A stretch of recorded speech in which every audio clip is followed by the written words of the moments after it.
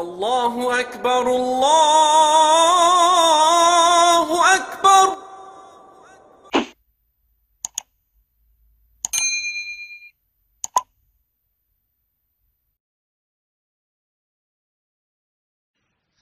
Chers frères et sœurs en islam, assalamu alaikum wa rahmatullahi ta'ala wa barakatuh. Nous poursuivons notre chronique du Ramadan sur les questions-réponses relatives au jeûne du Ramadan. Première question, il demande: le dispensé du jeûne peut-il donner de l'argent à la place de la nourriture? Si oui, peut-il évaluer la somme totale et la sortir d'un seul coup? Absolument. Le dispensé du jeûne peut bel et bien donner de l'argent à la place de la nourriture. Et il est tout à fait permis d'évaluer la somme totale et la donner d'un seul coup. Même en début de Ramadan, cela est tout à fait possible. Deuxième question, le fait d'utiliser une pâte dentifrice en période de jeûne annule-t-il le jeûne? Non, il n'annule pas le jeûne, mais cela est vivement déconseillé en période de jeûne, de peur que le goût ne se ressente à travers la langue et qu'il pénètre dans l'estomac. On peut l'utiliser soit à l'entame du jeûne ou soit au moment de la rupture. Troisième question, le fait de regarder des images obscènes ou d'écouter des messages d'amour à travers son portable, cela annule-t-il le jeûne? Cela est interdit de prime abord pour un musulman, surtout étant en période de jeûne. Vous savez, l'étymologie du mot jeûne veut dire ou signifie s'abstenir. Donc le jeûne est une abstinence totale de tous les organes de sens. Il n'est pas un simple abandon de manger ou de boire, comme nous avons tendance à le penser. Par conséquent, le jeûneur doit s'abstenir de regarder des images obscènes ou d'écouter des messages d'amour, car cela peut le conduire à éjaculer du sperme, ce qui annulerait tout simplement son jeûne. Quatrième question. Imam, j'entends dire quand on est dans la seconde quinzaine du mois qui précède le Ramadan, on n'a plus le droit d'observer un jeûne. Je voulais des clarifications en ce sens. Absolument, cela est tout à fait exact. Dès la seconde quinzaine du mois de Sha'ban, c'est-à-dire le mois qui précède le Ramadan, il est vivement déconseillé d'observer un jeûne surrogatoire. Je dis bien surrogatoire. Le prophète nous dit: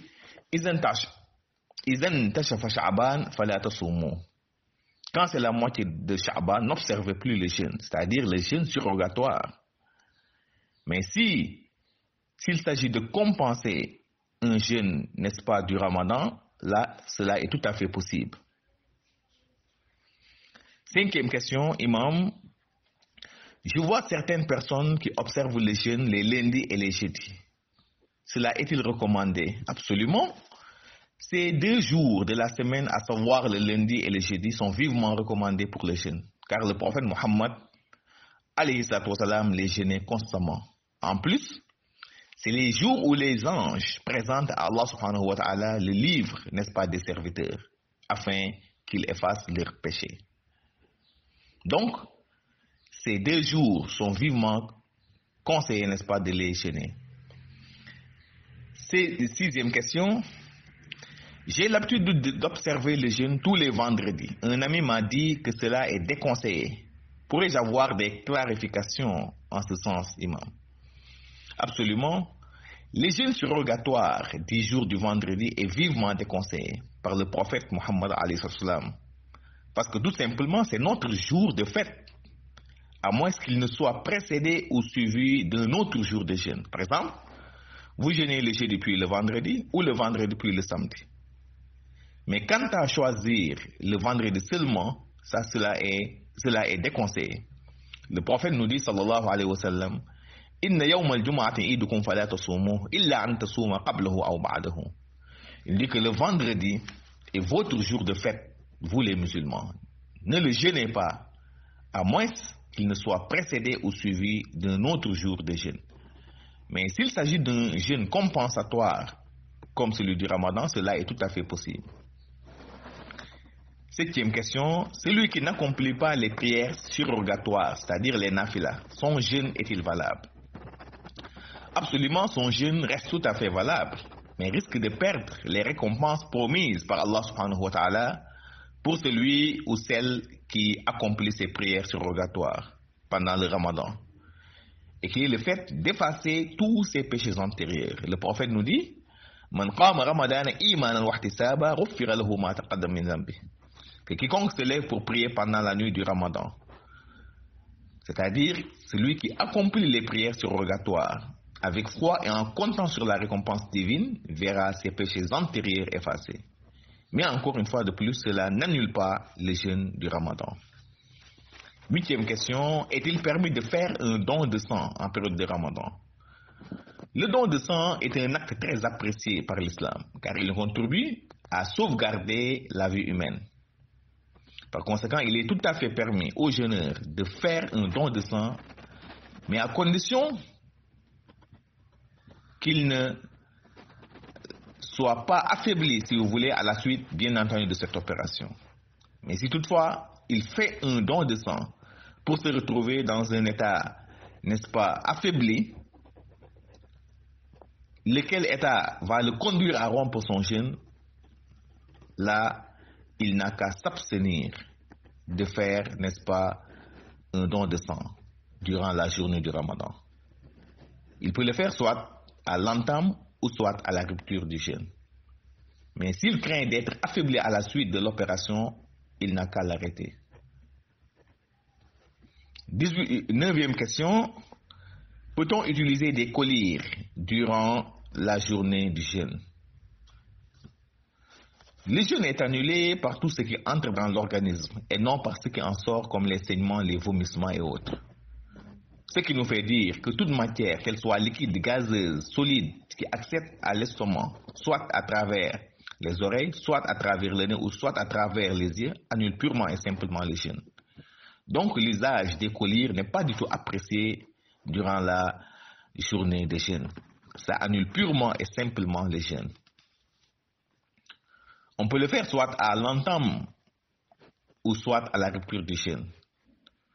10e question, une femme en état de grossesse pas trop avancée peut-elle observer le jeûne?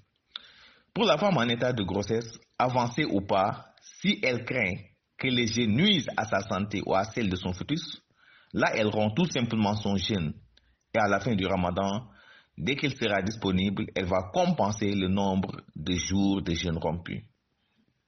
Sinon, si elle craint rien, n'est-ce pas, là elle peut bel et bien observer le jeûne, avec bien entendu l'aval du médecin. 11e question, quels sont les bienfaits du jeûne? Oui, le jeûne est une adoration qui présente beaucoup de bienfaits. Parmi eux, il nous préserve de certaines maladies. Le prophète Muhammad sallallahu alayhi wa sallam nous dit de jeûner constamment si nous voulons véritablement être en bonne santé. Jeûnez et vous acquérez la santé. Toujours sur les bienfaits du jeûne, le jeûne est aussi une adoration qui nous préserve, n'est-ce pas, de l'enfer. Il nous dit de jeûner constamment. Celui qui jeûne, qui s'adonne constamment au jeûne, Allah subhanahu wa ta'ala ne le brûlera pas en enfer. Il dit que le jeûne préserve de l'enfer tel un bouclier au combat. 12e question, mon père est malade et à chaque fois qu'il observe le jeûne, il a des vertiges en mi-journée. Doit-il arrêter le jeûne ou pas? Absolument, il doit arrêter le jeûne jusqu'à ce qu'il retrouve sa santé. Allah nous le dit, celui d'entre vous qui est malade ou en voyage jeûnera plus tard un nombre égal de jours. Donc, comme il est malade, il n'a qu'à rompre son jeûne et une fois guéri, il va compenser le nombre de jours rompus. Maintenant, s'il présente une maladie allergique au jeûne, là, il arrête définitivement le jeûne pour donner en contrepartie de la nourriture à un pauvre pour chaque jour de jeûne. Chers frères et sœurs en islam, nous voilà au terme de notre chronique. Merci et à la prochaine.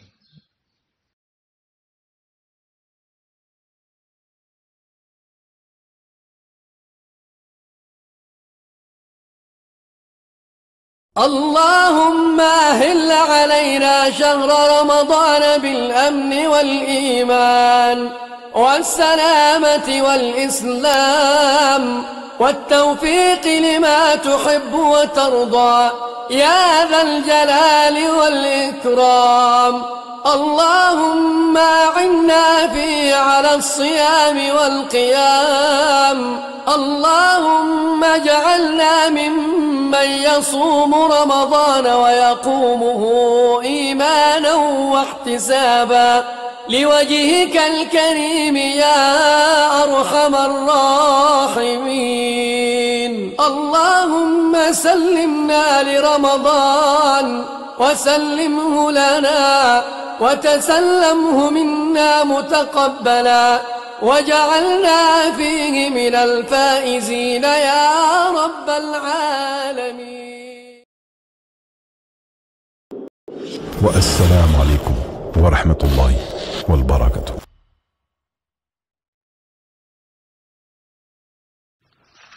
mbokk jullit yi asalaamaaleykum wa rahmatullahi taala wa barakaatu. seen mbokk Imam Mokhtar Ndiaye moo dellu si leen lay biir ci waxtaan yi muy am ak yéen saa su nekk.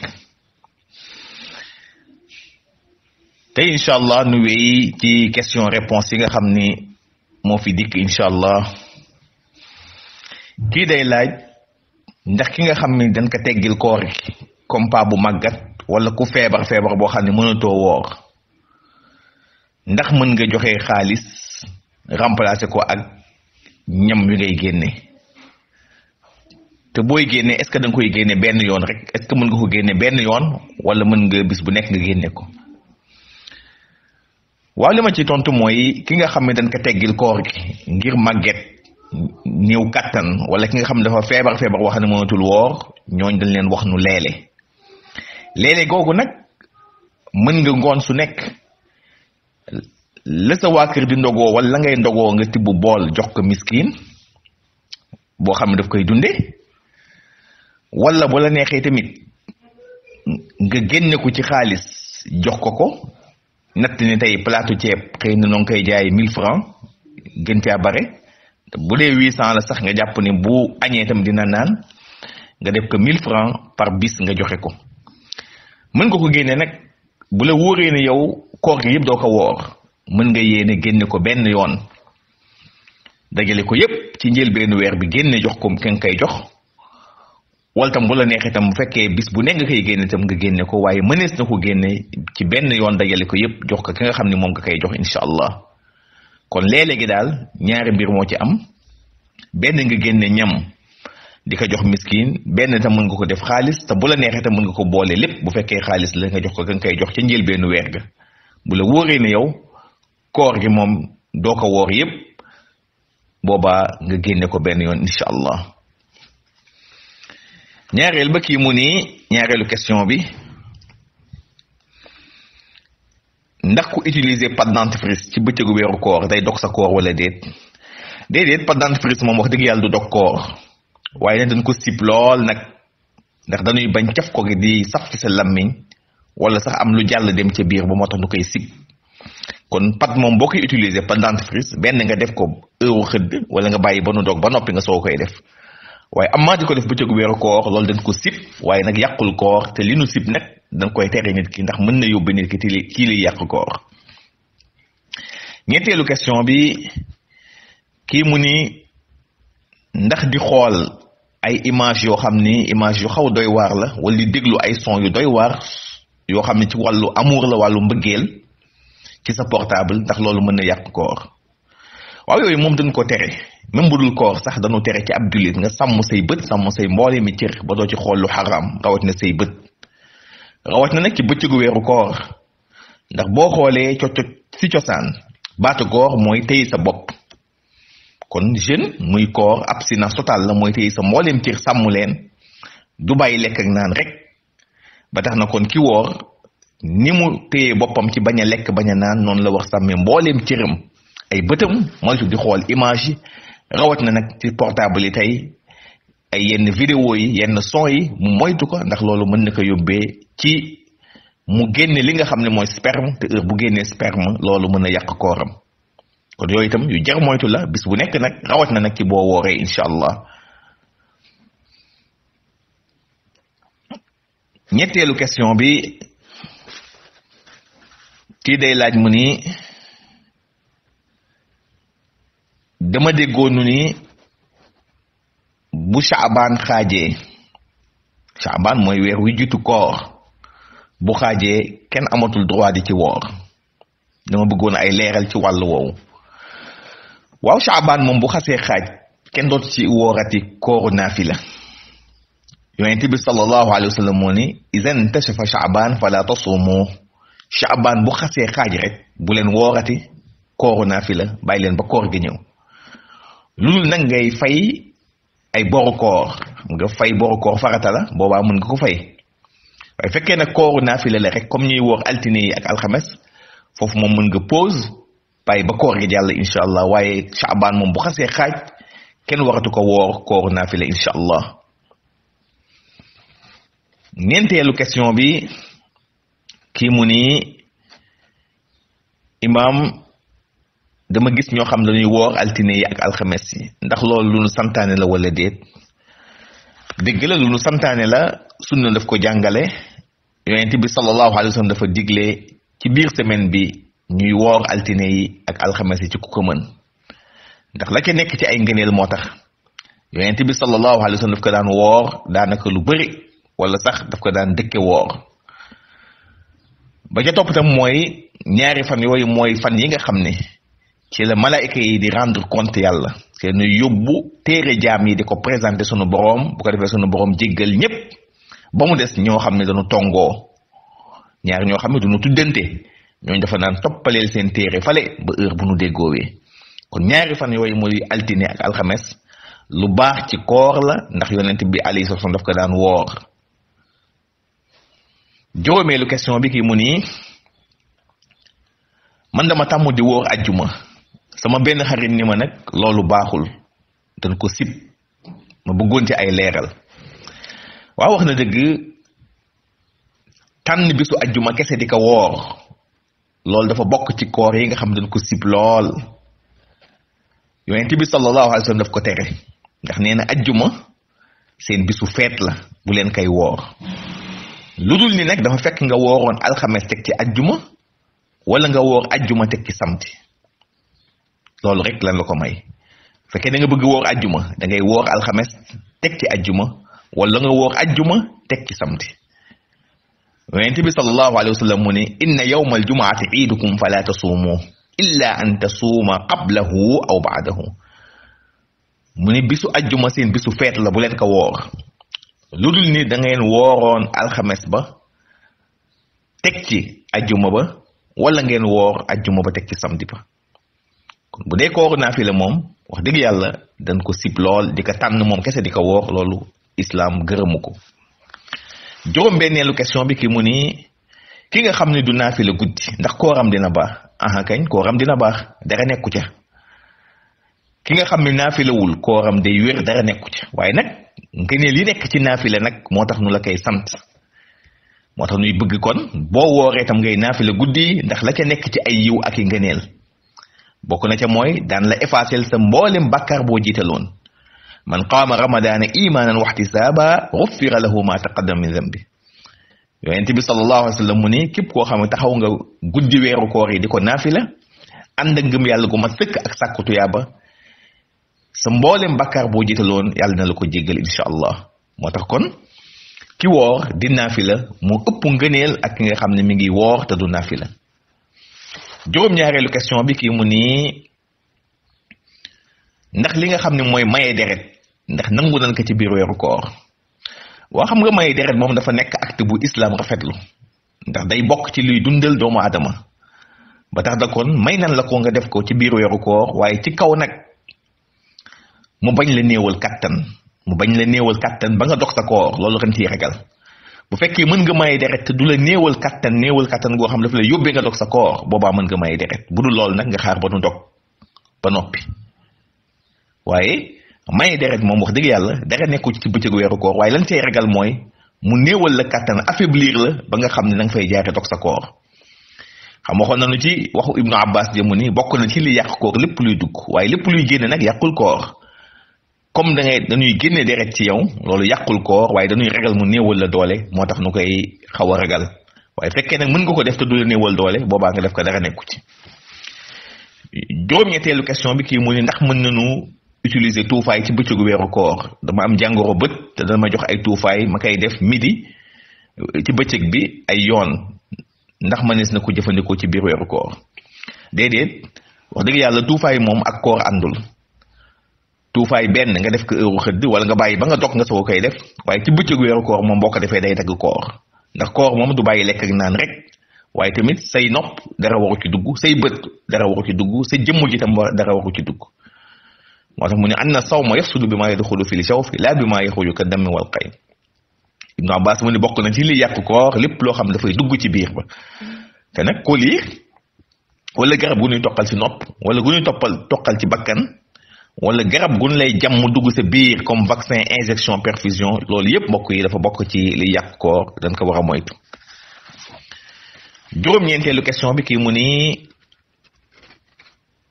jigéen ju wérul la boo xam ni soreegul ëmb bu ndaw la yor ndax mën na woor waa jigéen ju wérul moom day xool ci santé boppam rek bu fekkee mën na woor te moom ci boppam du lor tam la mu ëmb boobaa mu woor moo gën ndax wa anta suumu xayrul lakum yàlla mu ne ngeen woor ànd ngant yépp nag ngeen woor moo gën bu fekkee wóor na que ni du loru te loolu na ci am avis médecin bu fekkee du loru moom ci boppam du lor tam la mu ëmb boobaa na woor moo gën waaye bu ragalee ni nag moom bu wooree moom ci boppam day loru wala doom ja mu ëmb dafay loru boobaa na bàyyi koor gi bu ngantam jeexee mu daal di fay.